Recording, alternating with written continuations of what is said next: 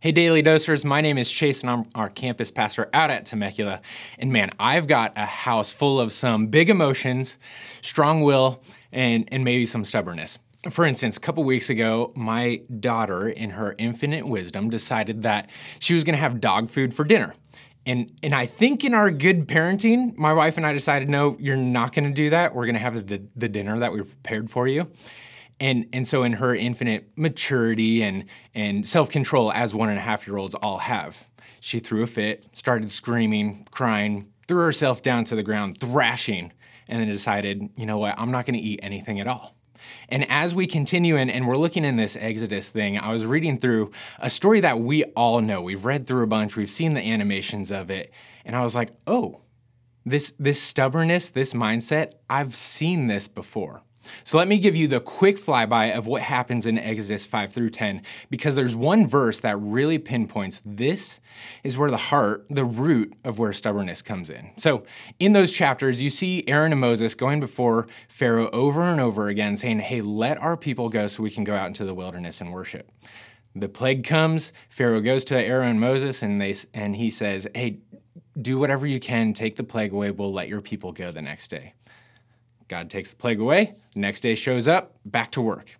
Over and over again, we see Pharaoh has this stubbornness of, I'm not letting your people go and do what I tell you to do. And we see how that plays out, right? We've got the end of the story of where there's catastrophic failure, the Pharaoh loses his son, there's a chase through the wilderness, and there's a miraculous water crossing. And as you're reading through that, there's a very pointed verse. It's Exodus 10:3, where I realize God gets to the heart of the issue. It's not just Pharaoh's stubbornness. It's not his entitlement. It says this, so Moses and Aaron went to Pharaoh and said to him, this is what the Lord, the God of the Hebrews, says. So this is God talking through Aaron and Moses. How long will you refuse to humble yourself before me? Let my people go so that they may worship me. First of all, yikes. I can't imagine the creator of the universe having that conversation with me and saying, how long will you refuse to humble yourself? And second of all, we see the heart of this stubbornness is really pride. Pharaoh's got an ego. He's got this entitlement of, I know what belongs to me. I know what's good for me. I know what's good for my people. I know better than your God. And so the answer is no, no, no, no. And we dig our heels in and we do the same exact thing. We think about, well, maybe the living situation. You don't know the things that have been done to me or what that person said, or you don't know what I'm going through. And so we have these reasons or these exceptions, this rationale of why we dig our feet in and we tell God no.